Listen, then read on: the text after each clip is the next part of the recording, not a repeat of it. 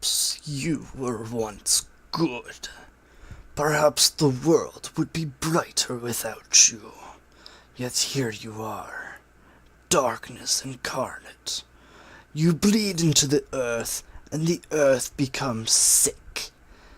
This path you have chosen will strike fear into the hearts of man, angels, and fiends alike.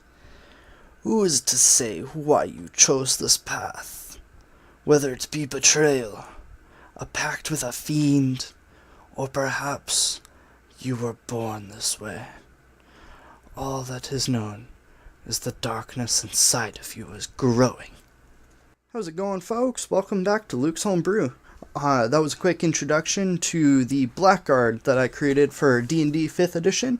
As of now, it is at dmsguild.com. I will have a link in the description.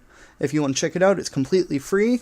But there is a tip jar if you wanted to help support the channel and support me up there.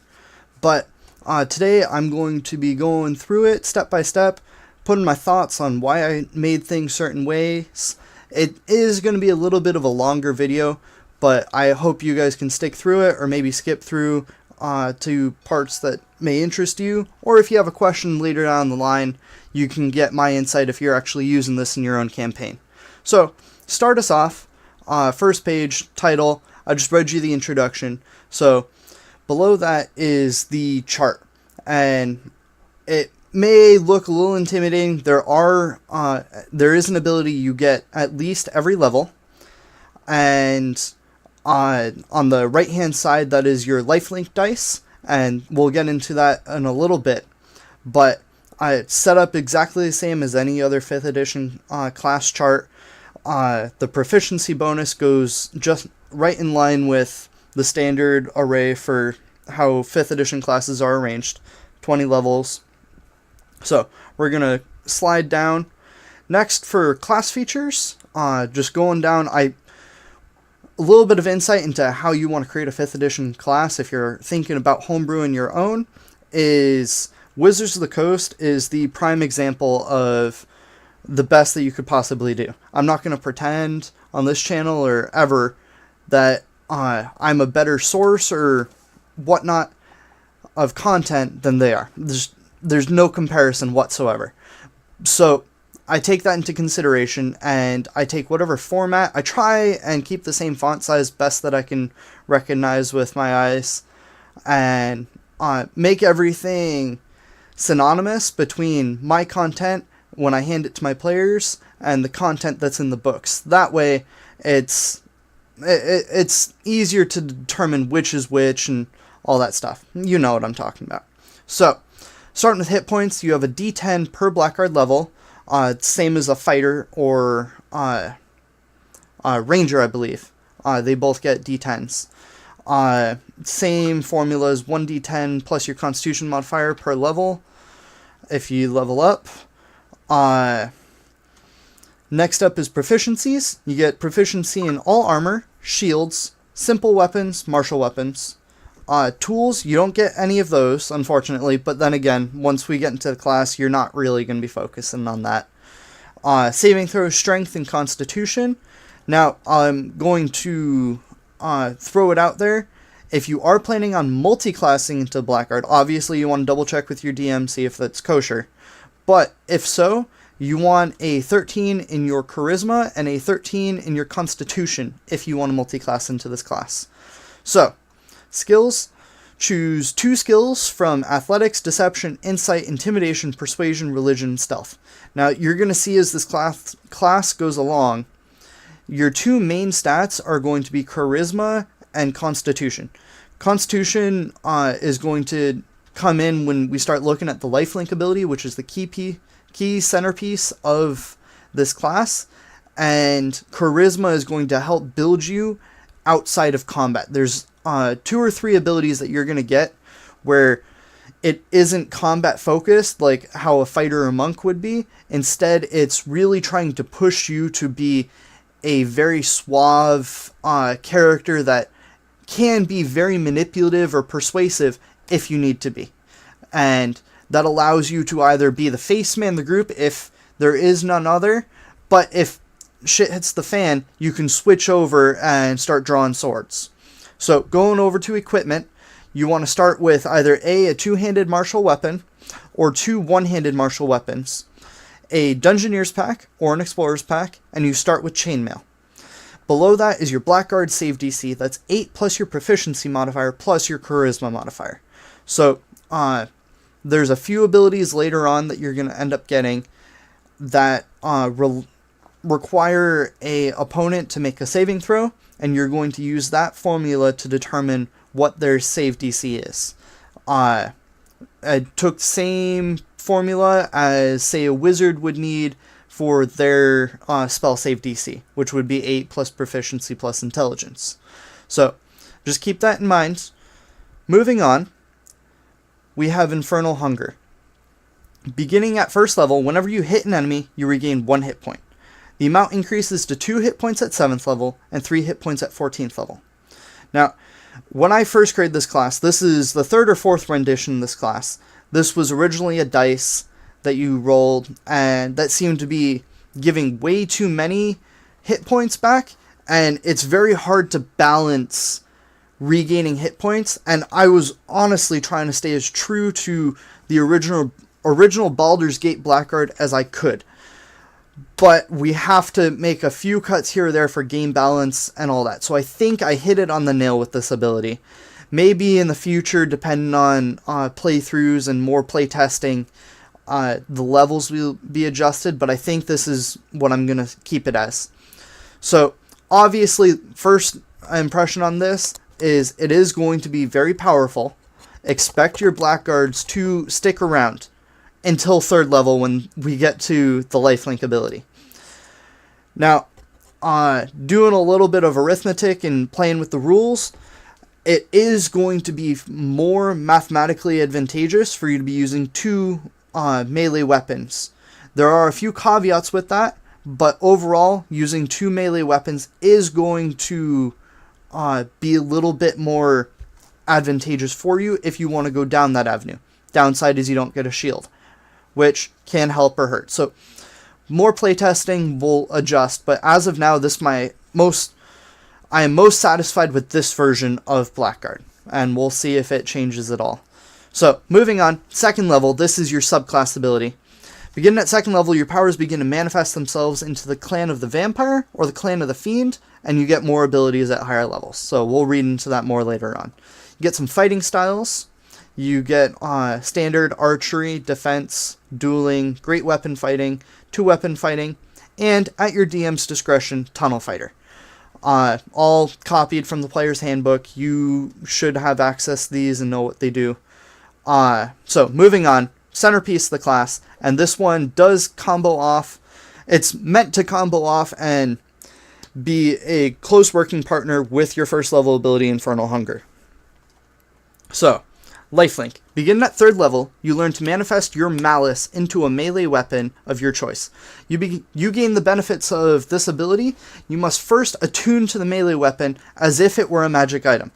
The weapon you choose if the weapon you choose is already magical and requires attunement, you may choose to use that attunement slot that you already are using to satisfy this requirement. While attuned, you may use a bonus action to then declare a number of dice equal to a maximum of your proficiency bonus. You then lose life equal to your lifelink die maximum per die declared. You must declare how many dice you're using as you're using this ability. You can't retcon that because then it stirs arguments at the table. For 1 round thereafter, whenever you hit with an attack, you may deal additional force damage equal to 1 plus the amount of lifelink dice declared. So, that's a lot to unpack. So you want to, you need to be attuned to the weapon. So even if it's not magical, it's taking up an attunement slot. So, using vanilla 5th edition, you can only have 3 attunement slots unless you have a magic item that changes that. So, that's going to severely hinder you late game if you, for whatever reason, don't have a magic item. Now, if you're using dual wielding like we discussed earlier, that's going to take up 2 of your attunement slots. So really, you're only left with 1 versatile attunement slot. Next, you have to use your bonus action. Now, I know this sounds like a very similar ability to Paladin. Paladins have spell slots. There is no easy conversion from spell slots to hit points, which I was trying to go for, where you're beating yourself to death, and then you gain some life. So, you want to use your bonus action, and you declare a number of dice. You lose a number of lifelink die, or hit points equal to your lifelink die maximum. So say you were 3rd level, use this ability. Your proficiency bonus at 3rd level is +2, so you can declare 2d4. You lose 8 total life from your hit point maximum, and you get 3d4 for the next round.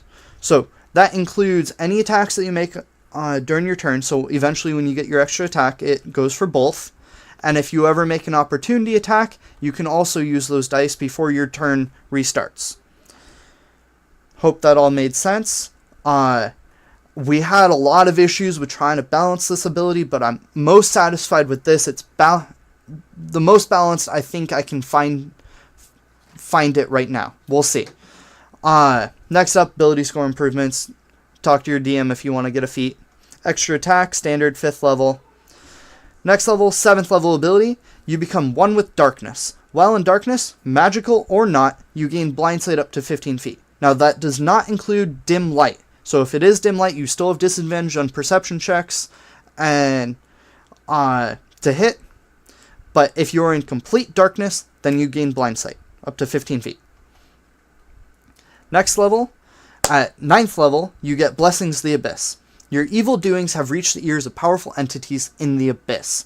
As a reward, they have chosen to bestow you with the choice of your choice of one of these boons for ensuring anarchy upon the multiverse. You may pick another boon at 17th level.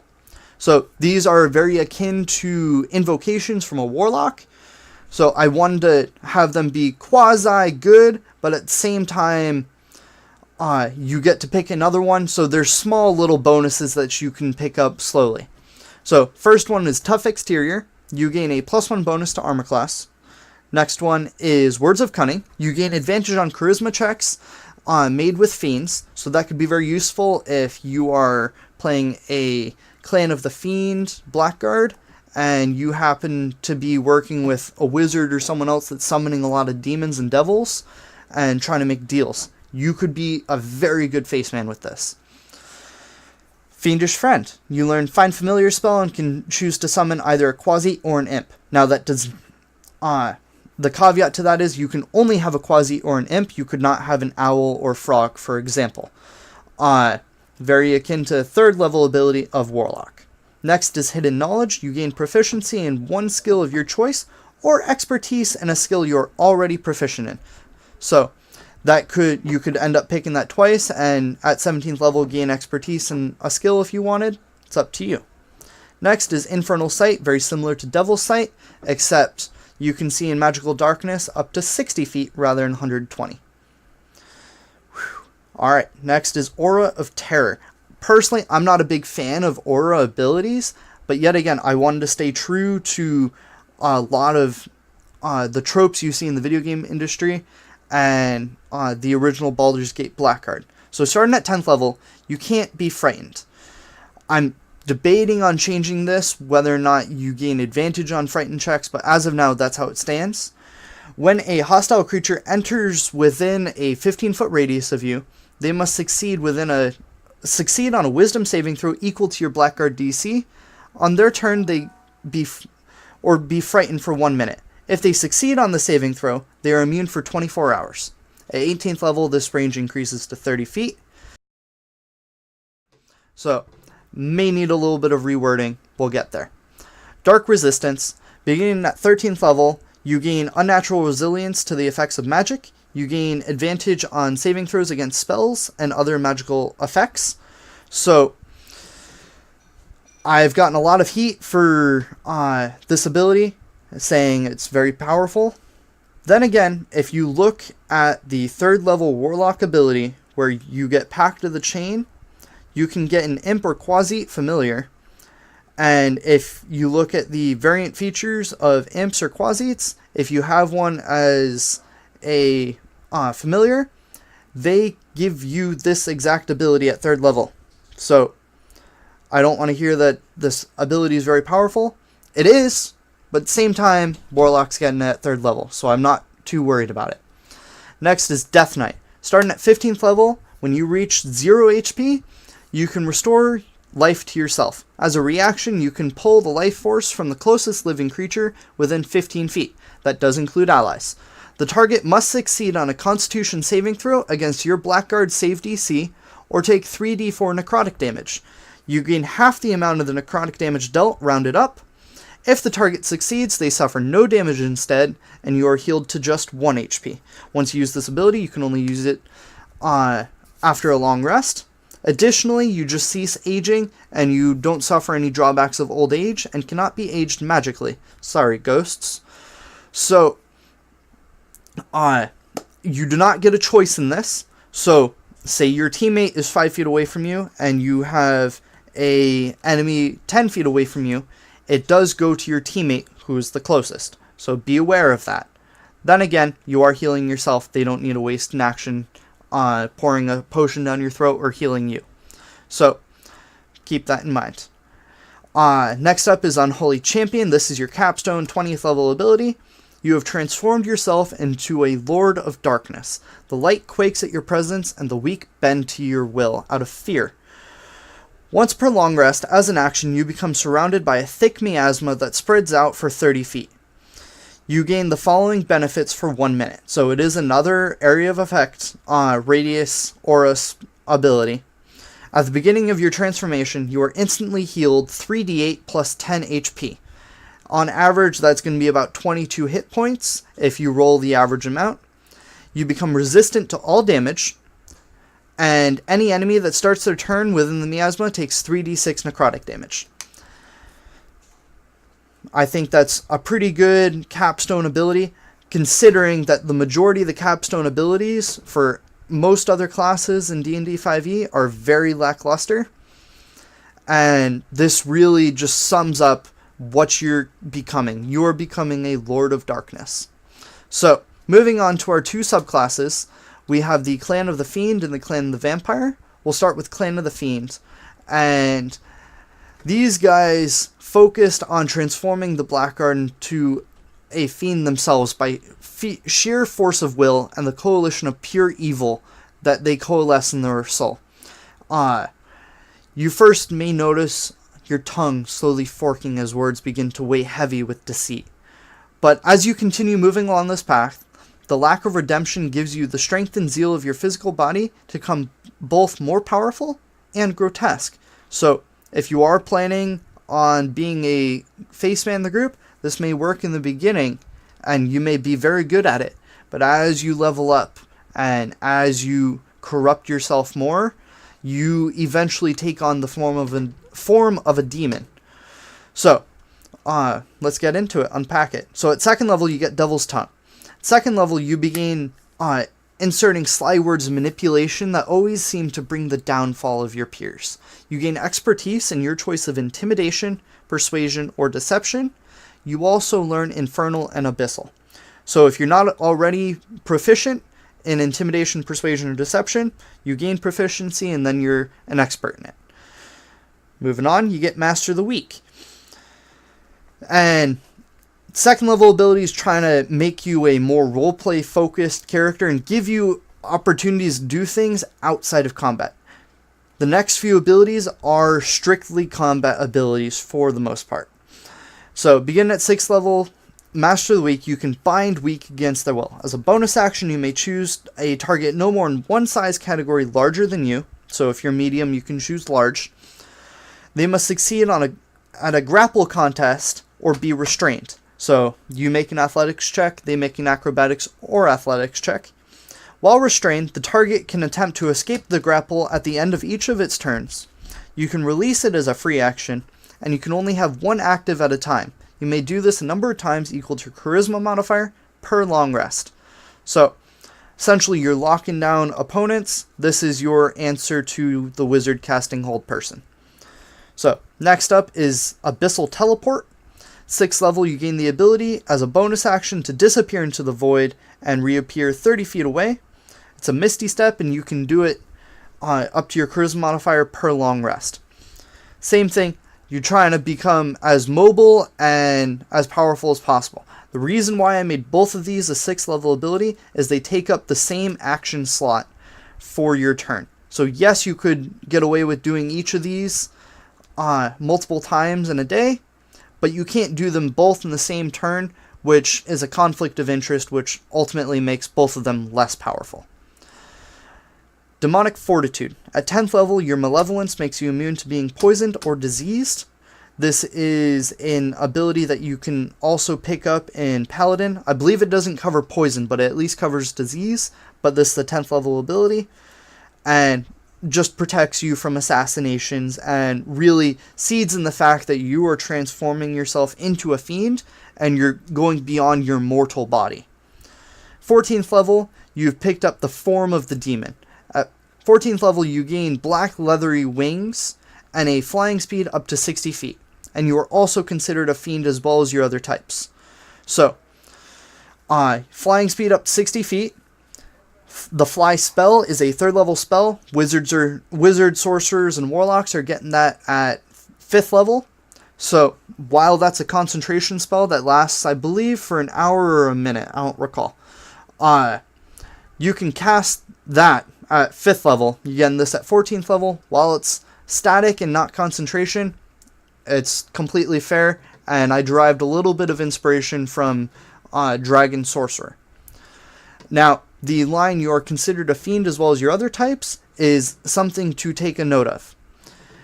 Spells such as Hold Person, or let's pick on Hold Person as an example.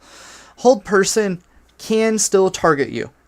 You're a fiend in addition to your other types. Similar to how Magic the Gathering works, you say you are a human, you are a human fiend now. So anything that could target a human can target you, and anything that can target a fiend can target you. They're not exclusive, they're inclusive. Now, that doesn't have to be entirely a bad thing. I just want it to be put out. Your DM can certainly put in things later on that can be beneficial for fiends, or any spells or abilities that might target fiends that may be beneficial. If maybe your DM is doing some homebrew work along that line, this does not have to be a curse, but it is a drawback of transforming yourself into a demon. Now, I kind of also throw in there that you also get black leathery skin, and you now look like a demon. So you probably don't want to be walking around in the street making friends with everyone. So next is Lord of the Abyss. 18th level, you stand as one of the most feared creatures in the multiverse. 18th, 20th level, you should be demigod status at this point. That's how I try and play the game, and I think that's how most players want to end the campaign if you're this level. Keep in mind, most campaigns end at level 10. So, one of the most feared creatures in the multiverse, and can claim a soul as your own. Once per long rest, you may use an action to choose a target you can see within 60 feet of you. For 1 minute, the target is marked for death, and the following applies to a target that is marked. The souls of your victims reach up to grab the feet of the target, causing them to move as if they're in difficult terrain while they're on the ground. So, if they have a flying speed, this isn't as beneficial for you, but I imagine it thematically as everyone that you've killed up to this point is reaching out from the abyss that you've sent them in and is pulling them down in servitude to you.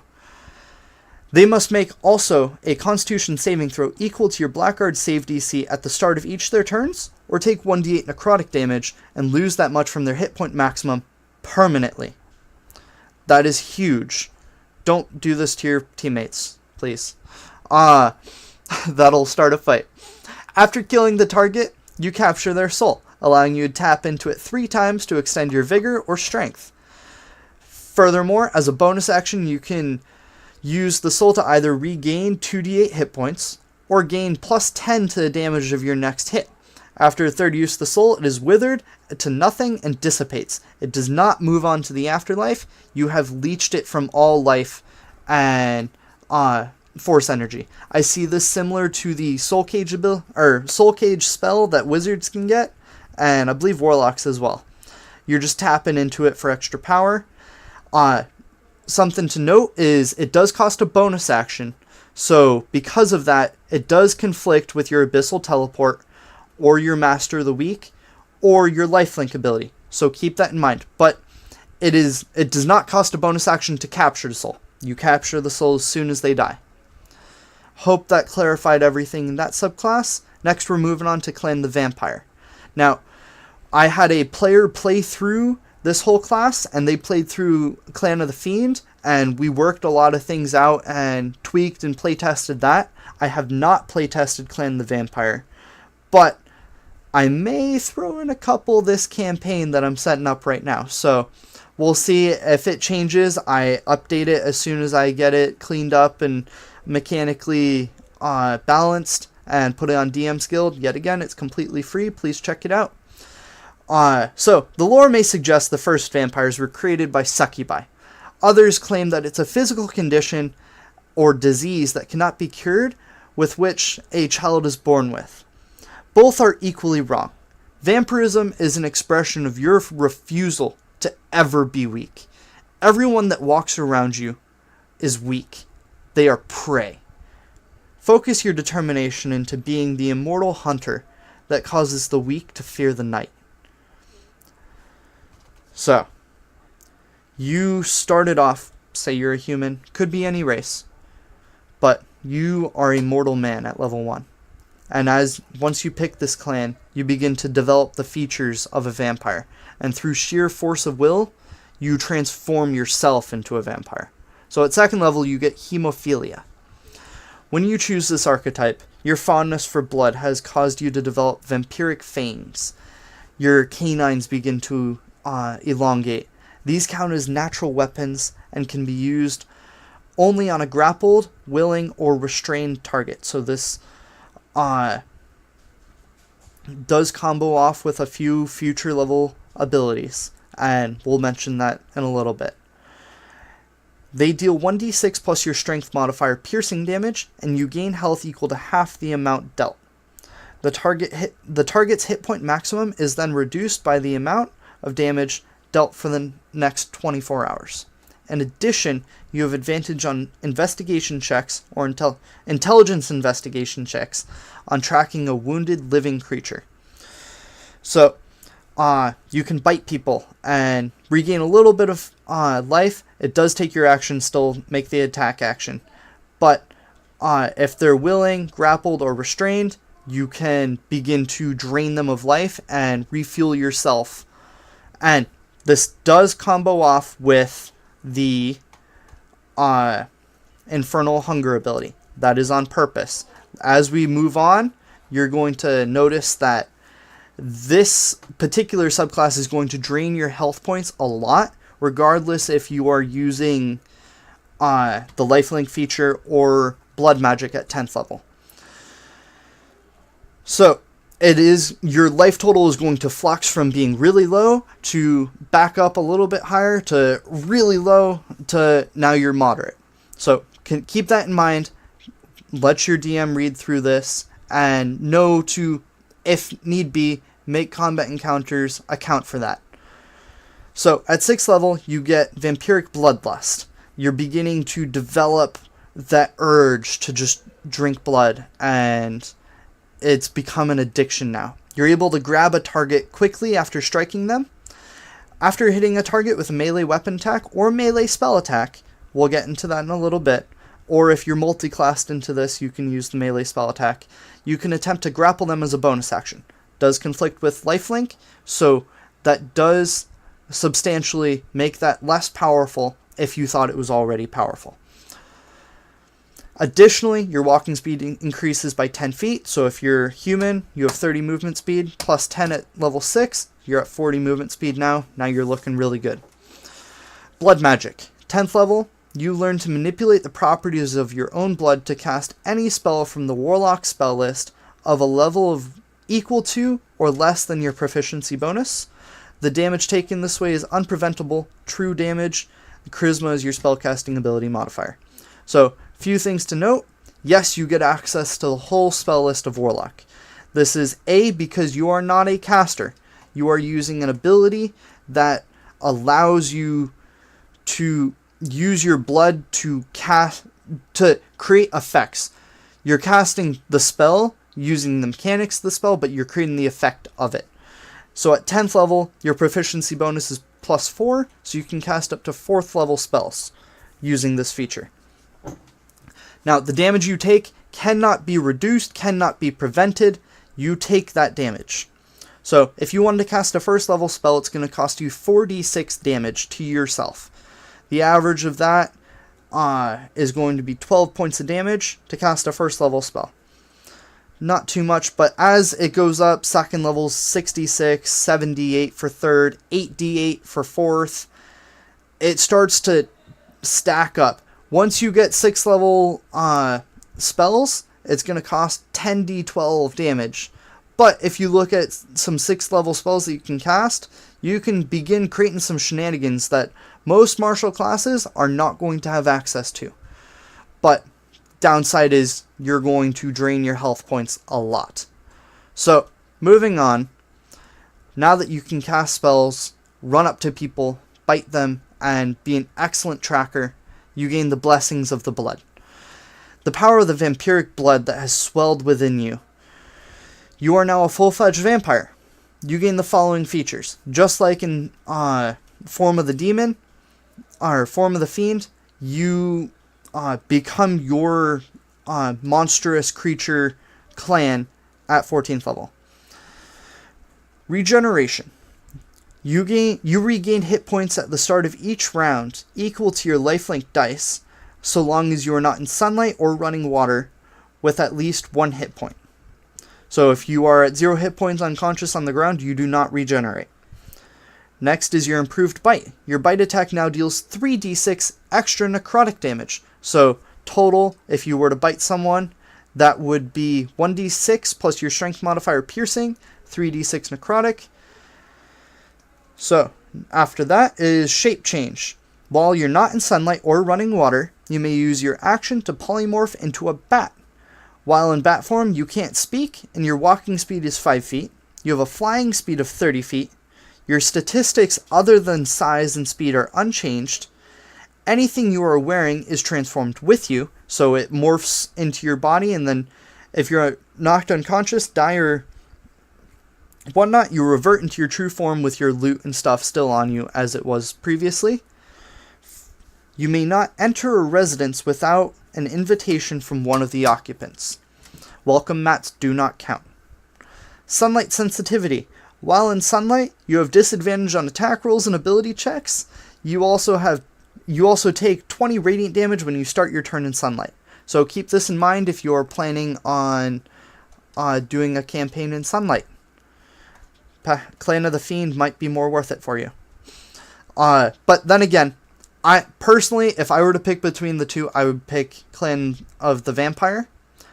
Moving on to 18th level, you are now a stream of poison flowing into the world. You are a sanguine prince, and your strength and dexterity and constitution scores each change to 18, if not equal or already higher.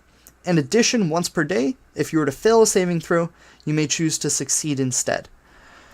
And that is all of the Blackguard. I know that was a long video, pushing on 33 minutes, so thank you very much for sticking with it and listening in. I hope I provided a lot of insight into why I made things certain way, or if you had any questions, I hope those were answered. If you have any feedback, please respond in the comments or on dmsguild.com. There will be a link in the description. And please leave a like, please subscribe. I'm trying to grow, and hopefully I can continue to produce better and better content. I promise the audio quality and the video quality will continue to go up. I already am ordering a camera so I can do some unboxing videos for some minis. I am currently also working on my next release, which is going to be the Exotic Races of the Multiverse. It's a collection of 5 to 6 races. I haven't decided. I might throw in another one of races you may find in either the astral plane, some races that I threw in my homebrew world, or creatures such as an Illithid or Drider. So, thank you very much for watching. Please like, subscribe, comment. I really appreciate the support, and I'll see you soon. Thank you.